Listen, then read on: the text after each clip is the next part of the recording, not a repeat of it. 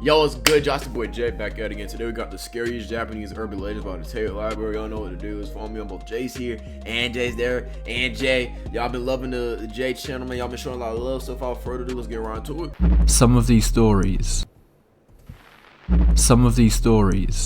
are said to be cursed. Just hearing about them could cause unwanted outcomes. We all finna be cursed, gang. Proceed with caution. Good evening, and welcome to the Tape Library. Tonight I'm going to be delving into a culture that is rich with ghost stories and urban legends.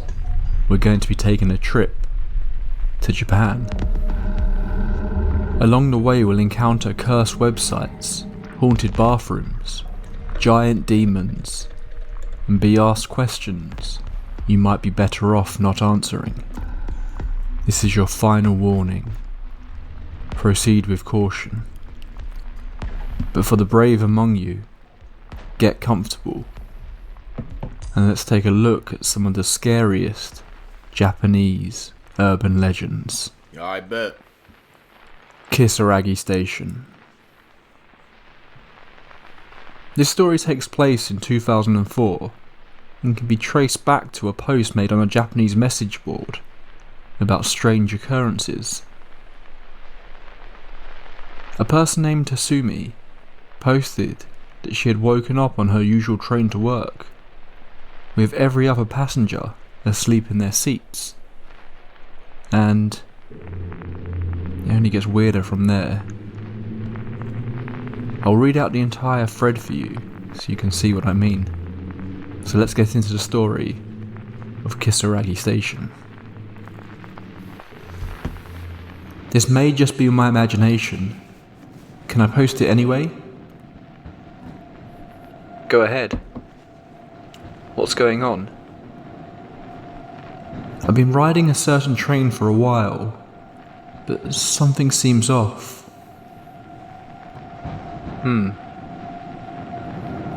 I always take this train to work, but it hasn't stopped at any stations for the past 20 minutes or so.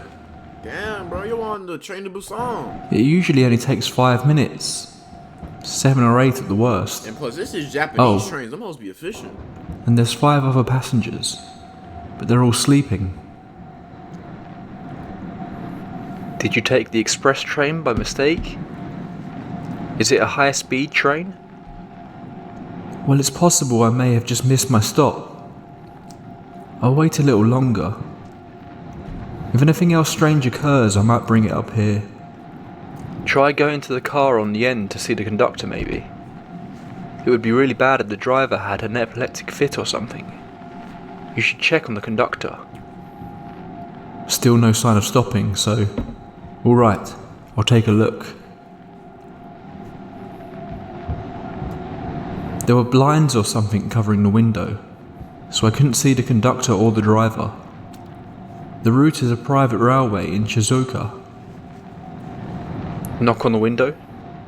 I tried that, but nobody answered. Can you see out the window? Names of the station you're passing, etc. We came out a tunnel, so we're dropping speed slightly. There usually aren't any tunnels though. It's a train from Shimhamamatsu. Looks like we're finally stopping at a station. You aren't going to get off there, are you? We've stopped at Kisaragi Station. I wonder if I should get off. I've never heard of this place Nigga, this the train that was in Shibuya, bro. They're all cooked before. Definitely check it out. No, stay on until the last stop. Oh, but it's probably already departing now. When did you get on the train? I've gotten off the train. The station is unmanned. I believe I got on the train at 11:40. I'm not finding any information on Kisaragi Station. And Hasumi, your train was going for over an hour? That's really strange. Yeah, I'm not getting any results for Kisaragi Station. I'm looking for a schedule so I can get back, but I can't find one. The train is still stopped, so it'd probably be safest to get back on. Well, it left while I was writing that. Is there anyone nearby or any buildings? It's cold out, so be careful. I'll look for a taxi from the station. Thank you very much. Sounds good. Take care. Way past the last train at an unmanned station. Really questionable you will have any luck finding a taxi there.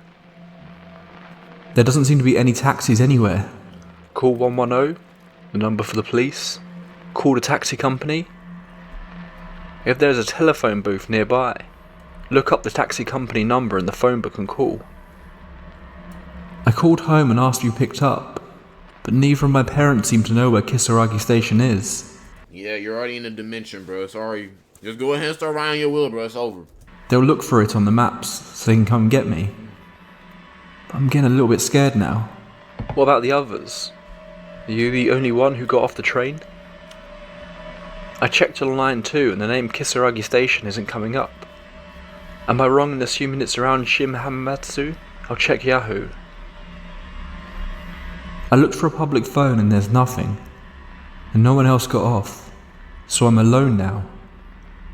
It's definitely called Kisaragi. Sometimes they have phones outside the station. Looking into it, apparently it's written with the kanji for devil. But it's read Kisaragi. Devil Station? Yikes. Are you a gaming nerd? Because a game comes up if you Google it. Tell us the names of the station before and after Kisaragi. What do you mean a game? It doesn't say what the next and previous stations are. Walk back along the track. If you start running now, you might catch up to the train. There must be houses around the station, right? Yes, there are. I didn't quite notice since I was panicking. I'm waiting for my parents to call while walking back along the track. I tried checking town information on iMode, but it gave me a point error or something. I want to go home. There's really just nothing around here. All I can see are fields and mountains. But I think I'll be able to make it back if I go down the track, so I'll just keep pushing on. Thank you very much. Treat this as a joke if you will, but can I come to you if I encounter any more trouble? Of course. Just be careful out there. Sure. Just make sure you don't run out of battery. Your phone's your lifeline right now. Don't get lost, and be careful in the tunnel. Huh. You can get a signal out in the middle of nowhere. I kinda think you shouldn't stray far from the station. All alone on a cold night, at a station with no attendants. Soon the lights could go out, and it would be pitch black. It really might be safest to wait for daybreak at the station though. Oh geez, this sounds bad. I got a call from my father, and he had many questions, but simply couldn't find my location. I've been told to call 110, which I'm a little opposed to doing, but I'll try asking them to help me now. I really think you should wait until it gets lighter out before you do anything. Waiting all alone in the dead of night, and in some ominous place. Yikes. Going through a tunnel alone in the dead of night, and on some ominous train line. Yikes. I called 110 and tried my absolute best to explain the situation, but they thought it was all a joke and got angry at me. So I got scared and apologised. Apologise for what? Should probably give up for today. Wait for the first train. What's it like around the station? What's there? I hear what sounds like a beating drum mixed with some kind of bell way off in the distance. Honestly, I have no idea what to do at this point. Get back to the station for now, Hasumi. It's best to return to where you started when you're lost. Here's where it gets going. Are they having a festival or what? You might think I'm kidding, but I'm too scared to look behind me. I do want to go back to the station, but I don't dare turn around. Run, and don't look back. You can't go back to the station now. Run through the tunnel. I'm sure you'll find you're not far. Someone behind me yelled, "Hey, don't walk on the track, that's dangerous." Bro, you already cooked, bro. Last time I checked. Nigga, you on the train to Shibuya, bro. Just go ahead and accept your fate, man. I looked around expecting to see an attendant and saw a one-legged old man. But he vanished. I think I'm too scared to move. I told you not to look back. Run. Calm down and listen to Big Bro, okay? Big Check bro. out- Nigga, what the fuck? Nah, nigga said big bro. Where the drum's coming from. There's bound to be someone playing it. Where the hell are you planning to take Asumi? Must have been an old man who died and lost a leg after walking along the track. I can't walk or run any further. The drumming sound is getting a lot closer. Wait for dawn. It won't be scary in the daylight. I'm still alive, but I fell and started bleeding. And I broke a hill, so I'm sitting still on the ground. I don't want to die now. It should be safe if you leave the tunnel. Once you get out of there, call for help immediately. I called home. Dad's calling the police, but the sound keeps getting closer. I hope to God that's not the sound of a train, but it might be too late. I finally managed to make it to the front of the tunnel. The name says Isanuki. The sound's still getting closer, so I'm going to leave the tunnel. If I'm safe once I get out of the tunnel, I'll post again. Good luck. This is the end. Forget about trains and stations. Forget about going back. Forget about someone chasing you. The sound you're hearing is just something you imagined. Run out of the tunnel. If you stop, you'll only succumb to something which does not belong in this world. I left the Damn, tunnel. cursed spirit, my nigga. There's someone up ahead. It looks like all your advice was right after all. Thank you so much. My face is such a mess from tears. He might just mistake me for a monster. That's not Wait, a person. Asumi, That's a ghoul, my nigga. They already got you, bro. don't die on us. Stop, that can't be good. Someone there? This late at night? Yeah, bro. That's suspicious. Go ahead and wrap it up, my nigga. He seems gentle and was worried for me. He called for a train to take me to the nearest station. Apparently there's some kind of business hotel there. I'm truly thankful to all of you. Asumi, please answer me this one thing. Can you ask that man what this place is? Is he really gentle? He sounds kind of scary from what you said. That guy's no good. Why is he by the track at this hour? He must have been a corpse or something. Asumi, run. I asked him where it was and he said Hina. That seems extremely unlikely though. Asumi, get off the train. Excuse me, Asumi, Asumi is gone. where's Hina? We've been headed towards the mountains for some time. It really doesn't strike me as a place where trains would go. And he stopped talking to me entirely. Probably because you're constantly messing with your phone. Asumi, oh no, oh no. Did you contact your parents after you got out of the tunnel and received aid from this guy? Asumi, please call 110. This might be your last chance. My battery's almost run out. Things are getting strange, so I think I'm going to make a run for it. He's been talking to himself about bizarre things for a while now. To prepare for just the right time, I'm going to make this my last post for now. Asumi was never heard from again. Yup, they got that nigga. The Red Room. I'm pleased I never heard this story when I was younger. I think it's exactly the sort of thing that would have terrified me. We all know that hidden deep within the internet is darkness. Corners that we shouldn't see. Worlds we shouldn't visit. A corrupt evil hiding underneath the surface of social media profiles and rain sounds for sleep videos. The Red Room legend goes as follows. While browsing the internet late at night, you will come across a pop-up. This means you have been chosen by it. Boy, exit This- out that. Talking about some do you like? Why exit out that shit so fast? Small red window with black text. And it will simply say, "Do you like?"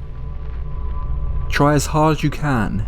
Every time you close the window, it will reappear. Keep closing it though, and eventually the text will change slightly. Now it says, "Do you like the Red Room?" Nigga, I'm gonna restart my computer, nigga. Oh god, restart that bitch, bro. Bro, I'm gonna type that bitch in on Reddit, bro, and it's gonna be a nigga that, bro, Reddit, bro. For all the gooner, horny shit that's on Reddit, Reddit got some good shit, bro. I ain't gonna lie. Go to Reddit. 12 years ago, someone had the same problem as me, and someone gonna have a solution to that, bro. I swear. Some say this is normally accompanied by the voice of a child reading the words. The screen will suddenly flash, turning red, while a list of names fills your screen. This is the list of names of those who have visited the Red Room. This is when you will feel a presence behind you. You likely will be too scared to turn around to see who is there, but it won't matter anyway. It is said that you lose consciousness, so what you experience next is likely painless, although how anyone could know that for certain is unclear to me. Regardless, whoever enters your room next will find your lifeless body drained of its blood, your blood plastered all over your walls, making you a permanent resident of the Red Room. Nigga, I'm not even typing on that shit. I'm restarting my computer, bro. Get that bitch While the checked targets of the Red Room appear to be totally random, many say that hearing the story of the Red Room makes it much more likely you'll be visiting it soon. Akamanto, the Red Cloak. Akamanto is supposedly the spirit of a man dressed in a long flowing red cloak and pale mask. He haunts the bathrooms of public places, especially schools. Most often he is said to be seen in the final stall of the woman's bathroom. If you see Akamanto, he'll present you with two pieces of paper, one red, one blue. It is said that choosing red will result in Akamanto ripping the victim's skin off. Whoa. Whereas blue will cause him to strangle them. The only way to survive an encounter with the Red Cloak is to say no to both options. Nigga said neither, nigga. And run from the bathroom. Or others have said, you simply need to ignore him until he goes away. But whatever you do, don't suggest a different colour to him. That would see you taken to the afterlife with Akamanto, to reside there for all eternity. The Slit-Mouthed Woman. There are few urban legends in Japan as infamous as the Slit-Mouthed Woman. This spirit appears in the form of a woman with a partially covered face. She will approach unsuspecting victims and ask if they think she is attractive. I hit her with that tight shit. What if I just don't like... Okay, I know I've heard of this woman, obviously. It's yes or no. If you say no, I think she bites your face off. If you say yes, she pulls her mouth from my chair, you say yes. What if I say you alright? Like, nigga, do I just get the worst way done to me, or do I just, like, survive on some shit? If they say no, she quickly dispatches them with a blade or pair of scissors that she keeps hidden up her sleeve. If they say yes, however, she takes off her face covering to reveal a hideously mutilated mouth. She then asks the question again, do you find me attractive? You alright? If you say no at this point, it's the same outcome. I just say tight shit and keep it pushing, nigga. She attacks with her knife. If you say yes, however, you will survive the encounter. However, she will cut your mouth in the same manner that hers is. Some say it's possible to confuse the slit-mouthed woman by telling her she looks average or so-so, which results in her letting you go. Yeah. However, just running away will result in certain death. Damn, Kashima you alright? Reiko. Another spirit that is said to haunt the bathrooms of Japan is Kashima Reiko, or Teki Teki. There are a few urban legends in Japan that are very similar, but the version I heard goes like this. Supposedly she is a young girl who tragically died when she was hit by a train severing her legs from her body. Shit. The legless torso of Kashima Reiko will crawl towards lone occupants of a bathroom and ask if they know where her legs are.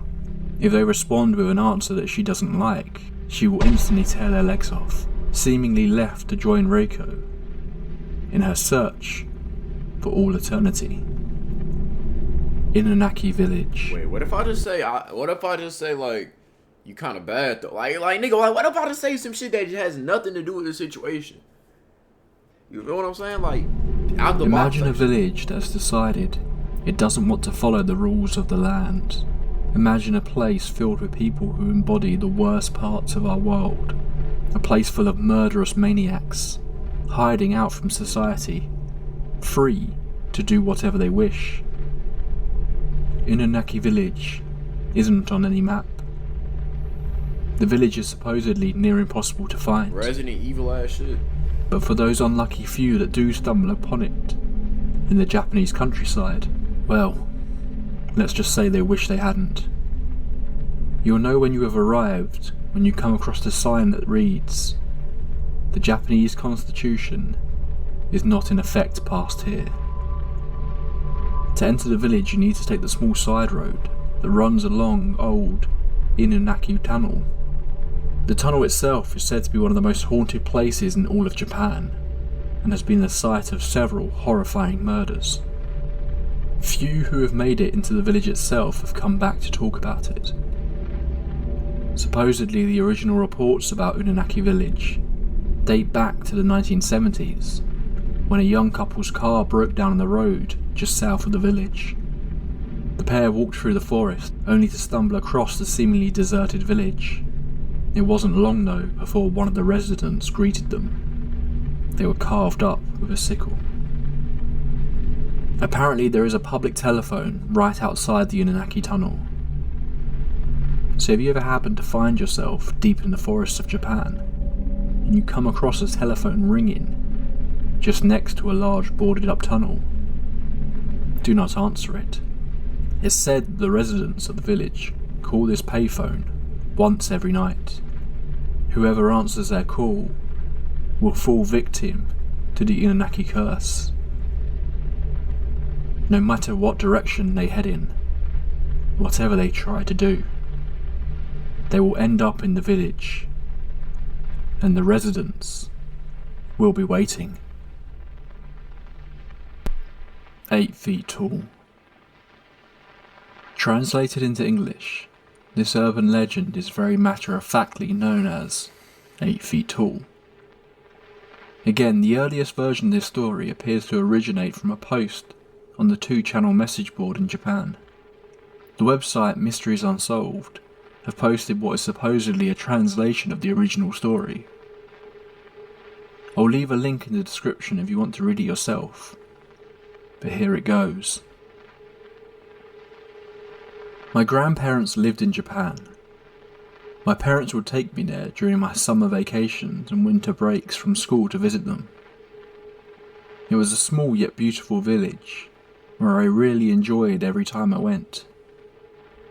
My grandparents loved to play with me, and they had a big backyard. I was their only grandchild, so they never bothered me to have fun. But the last time I visited them was over 10 years ago now, when I was only 8 years old and was still in my 3rd year of high school. After that I didn't go there. To say, I could never go there. But why? I ain't gonna lie, grandparents' house be having some creepy ass shit. Like, my grandma's house has dolls. Like, one of the rooms that one of my cousins used to stay in used to have dolls and whatnot. That grandparents' houses be scary, bro. I ain't gonna lie, they be having dolls. Like, I ain't gonna lie, when I was younger, getting out to get some food from, like, the pantry used to be, like, a S-rank mission, bro. Especially because you might find, like, a roach or some shit. Now, obviously, my grandma's house is clean. But it's like you might occasionally just find, like, a roach just chilling. That's why I always, because of what happened that one day, boy, one time I was chilling, a roach crept under, like, the roof of the door, and I screamed for my grandma, bro. That shit was scary. I was, like, 7. And it's even worse. It's like, That's why I always check. You know what I'm saying? One time I pulled the shower back curtain, bro. It was a roach there, bro. Had to tell my dad to kill it. That's why I always, you know what I'm saying? I always, like, anytime I walk in the door, I look under that bit. Make sure no roach ain't camping out, bro. Because, like, I had that instinctually playing into my shit. Well, its answer is hidden in the following story. I remember, as usual, my parents booked a flight to Japan, and we drove from the airport to my grandparents' house. When we arrived, my grandparents welcomed me with open arms. They had a lot of little presents to give me. My parents wanted to have some time by themselves, so after a few days they took a trip to another part of Japan, leaving me in the care of my grandma and grandpa. One day I was playing out in the backyard. My grandparents were inside the house. It was still cold, but the wide edge of the backyard was very warm and comfortable. I was relaxing on the fresh grass for a while. After that, I stared up at the clouds and enjoyed the feeling of the soft rays of the sun and the gentle breeze. Just as I was about to get up, Po. Po. No. No. Po. No. Po. Fuck no. Po. I heard a strange sound. That deep ass voice. It wasn't a mechanical sound, it felt like a person was making it. It sounded like someone was making the noise po, po, po, over and over again, in a deep masculine voice. I didn't know what it was. Whatever, I thought. I found a straw hat on the top of the tall hedges of the garden that enclosed the backyard. I didn't put it on the hedge. The hat moved sideways, and when it came to the cut of the fence, I saw a woman. Well, the hat was worn by her. That was when I realised who was sounding like po, po, po, po.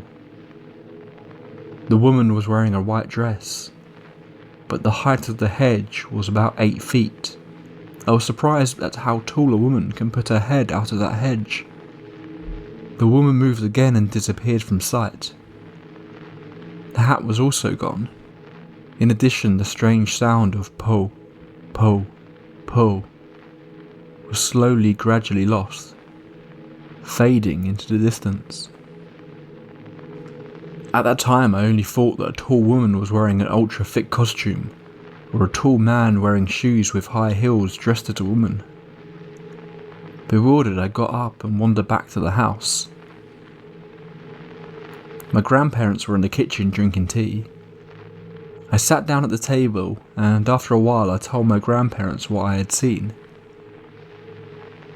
I saw a tall woman just before. I wonder if a man was dressed as a woman. They weren't really paying attention to me. She was taller than the fence. Still, they were enjoying their tea and were talking to each other. She was wearing a hat and sounding a strange voice like po, po, po. As I said this, the two people stopped moving. No, they really stopped suddenly. Grandma's eyes grew wide and she covered her mouth with her hand. Grandpa's face became very serious and he grabbed me by the arm. After that, he bombarded me with questions in his very serious voice. When did you see her? Where did you see her? Where was she standing? How much higher than the fence? What did you do? Did she see you? I tried to answer all his questions as best as I could. He suddenly rushed out to the phone in the hallway and called somewhere. I couldn't hear what he was saying because the sliding door was closed. I looked over at my grandma and she was trembling. Grandpa finished a phone call and then came back into the room and spoke something to my grandmother. "I've got to go out for a while," he said. "You stay here with the child. Don't take your eyes off him for a second." "What's going on, Grandpa?" I cried. He looked at me with a sad expression in his eyes and said, "You've been liked. by Hashi Hasak Kusuma. And with that he hurried That's out, just like an anime weapon name, ain't it? got into his truck and drove off. I turned to my grandmother and cautiously asked, "Who is Hashi Hasak Kusuma?" I'm assuming that's the girl in this photo. "Grandpa will do something for you. You don't have to worry about anything," Grandma said in her trembling voice. As we sat nervously in the kitchen, waiting for my grandfather to come back, she explained what was happening. She told me there was a dangerous, nasty thing that was haunting the area. They called it Hashi Hasak Kusuma. In Japanese, translated, it means 8 feet tall. As the name suggests, it has a height of about 8 feet, and it laughs in a strange way with a po po po voice. It appears slightly different depending on who sees it. Some say it looks like a haggard old woman in a kimono. Others say it is a girl in a white funeral shroud. The things that never change are its tall height and its creepy laughter. Po, po, po. And that deep ass Morgan Freeman voice she got. A long time ago, it was captured by monks, and they managed to confine it in a ruined building on the outskirts of the village. They trapped it using 4 religious statues Yeah, they sealed her ass like Minato sealed Kurama. called Jizos that they placed at the north, south, east and west of the ruins, and it wasn't supposed to be able to move from there. But somehow it managed to escape. The last time it appeared was 15 years ago. My grandmother said, whomever 8 feet tall sees will die within a few days. It all sounded so crazy. I wasn't sure what to believe. After that, Grandpa came back with an old woman. She introduced herself as Kei-san and handed me a small crumpled piece of parchment, saying, "Here, take this and hold it." Then she and Grandpa went upstairs to do something. I was left alone in the kitchen with my grandmother again. I needed to go to the toilet. Granny followed me to the bathroom and wouldn't let me shut the door. I was beginning to get really frightened by all this. After a while, Grandpa and Kei-san took me upstairs and brought me into my bedroom. The windows were covered in newspaper and lots of ancient ruins had been written on. There were small bowls of salt in all 4 corners of the room, and a small Buddha statue placed at the centre of the room on top of a wooden box. There was also a bright blue bucket. "What's the bucket for?" I asked. "That's for your pee and poo," Grandpa replied. The fuck, bro, nigga? What the fuck, bro? These niggas got shit buckets? They ain't got no toiletries or nothing like that. Then Kei-san They ain't got plumbing in this area. sat me down on the bed and said, "Soon the sun will be setting, Oh, bro. so listen carefully. You must stay in this room until tomorrow morning.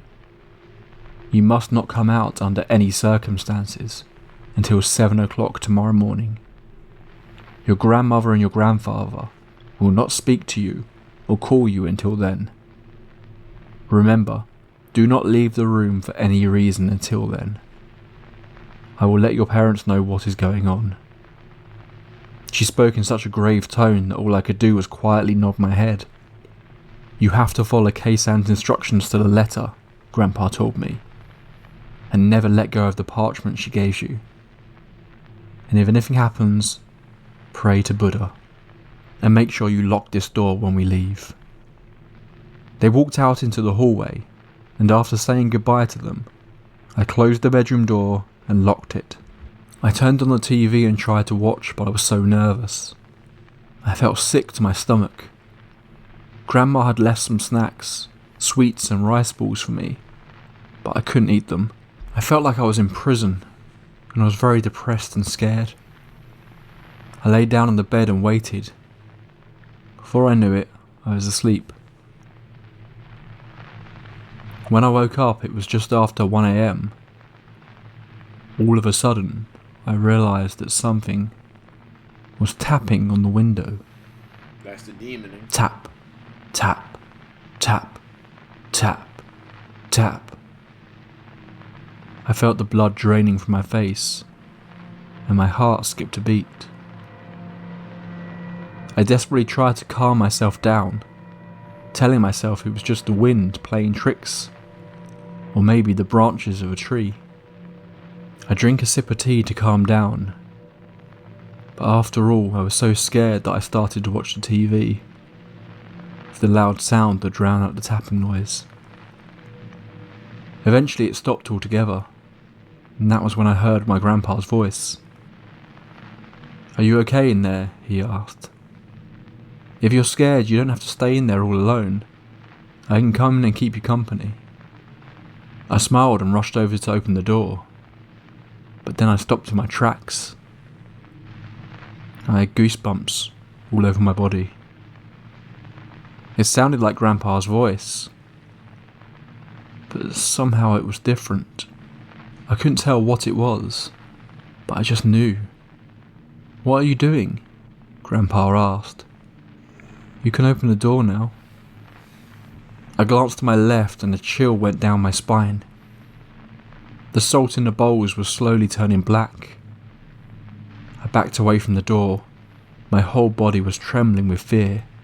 I fell to my knees in front of the Buddha statue and clutched a piece of parchment paper tightly in my hand. I started desperately praying for help. "Please save me from 8 feet tall," I wailed. Then I heard the voice outside the door saying, pull, pull, pull, pull, I'm not opening that fucking door for that damn demon, bro. pull. Then the tapping on the window started up again. I was overcome by fear, and I crouched there in front of the statue, half crying and half praying for the rest of the night. I felt like the long night would never end, but eventually it was morning. The time displayed on the desk watch was indeed 7:13 a.m. The salt in all 4 bowls was discoloured to pitch black. Just in case, I checked my watch. It was also showing 7:13. I cautiously opened the horrible door. Grandma and Keisan were standing outside waiting for me with a worried face. When she saw my face, Grandma burst into tears. "I'm so glad you're still alive," she said. Yeah, now it's time to clean out the shit bucket. That's just chilling now. I went downstairs and was surprised to see my father and mother sitting in the kitchen. Grandpa came in and said, "Hurry up, we've got to get going." We went to the front door and there was a large black van waiting in the driveway. Several men from the village were standing around it, pointing at me and whispering, "That's the boy." The van was a 9-seater. They put me in the middle, surrounded by 8 men. Keisan was in the driver's seat. The man on my left looked down at me and said, "You've got yourself in quite a spot of trouble. I know you're probably worried. Just keep your head down and your eyes shut. We can't see it, but you can. Don't open your eyes until we've got you safely out of here." Grandpa drove in front and my dad's car was following behind. When everyone was ready, our little convoy started moving. We were going fairly slowly, around 20 kilometers an hour, maybe less. After a while, Keisan said, "This is where it gets hard," and started muttering a prayer under her breath. That was when I heard the voice. Pull, pull, pull, pull, pull, pull. I clutched a parchment Keisan had given me tightly in my hand. I kept my head down, but at a time I peeked outside. I saw a white dress fluttering in the breeze. Man, let me go back, man. Shit. I saw a white dress fluttering in the breeze. It was moving along with the van. It was 8 feet tall. She was outside the window, but she was keeping pace with us. Then suddenly she bent down and peered into the van. "No," I gasped. The men beside me shouted, "Close your eyes." I immediately shut my eyes as hard as I could and tightened my grip on the piece of parchment. Then the tapping began. The voice became louder. Po, po, po, po. There was tapping on the windows all around us. All the men in the van were startled and on edge, muttering nervously to themselves. They couldn't see 8 feet tall, and they couldn't hear her voice, but they could hear her tapping on the windows. Kaysan started praying louder and louder, until she was almost shouting. The tension inside the van was unbearable. After a while, the tapping stopped, and the voice disappeared, fading gradually. Kaysan looked back at us and said, "I think we're safe now." All of the men around me breathed a sigh of relief. The van pulled over to the side of the road and the men got out. They transferred me into my dad's car. My mother held me close and tears were running down her cheeks. At least you safe now, man. Grandpa and my father bowed to the men, and they went on their way. Kaysan came to the window and asked me to show her the piece of parchment she had given me. When I opened my hand, I saw that it had gone completely black. "I think you'll be okay now," she said. "But just to be sure, hold on to this for a while." She handed me a new piece of parchment.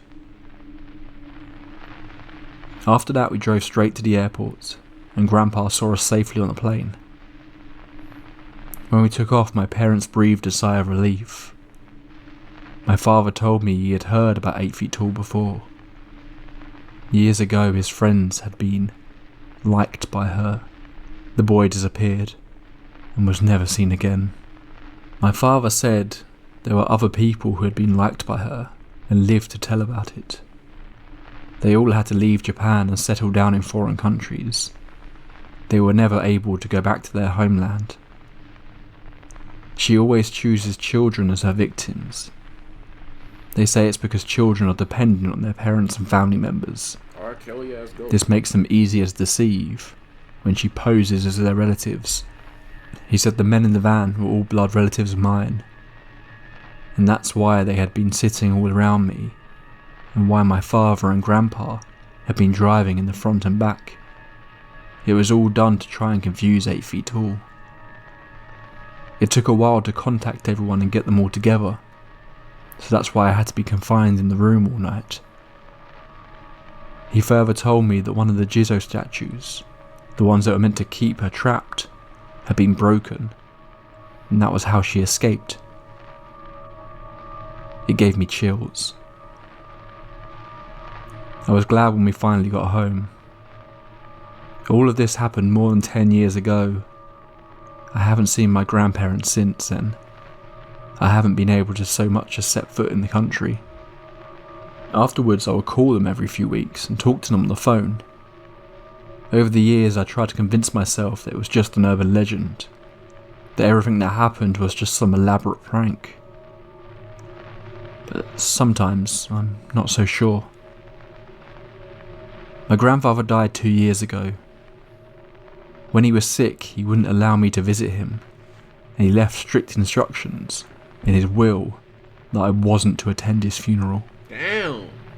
It was all very sad. Went out like Yuji's grandpa. My grandmother called a few days ago. She said she'd been diagnosed with cancer. She missed me terribly and wanted to see me one last time before she died. "Are you sure, Grandma?" I asked. "Is it safe?" "It's been 10 years, she said. "All that happened a long time ago. It's all forgotten. We're all grown up now. I'm sure there won't be a problem. But what about 8 feet tall?" I said. For a moment there was silence on the other end of the phone. Then I heard a deep masculine voice saying, Po, po, po, po, po. Yeah, go ahead and say GG's, but that was good, man. Shout out to Table Art Bear. We gonna watch more of their stuff, but it's your boy Jay, man. Like I always say in these videos, Stay healthy, stay wealthy, and stay blessed. And I'm out.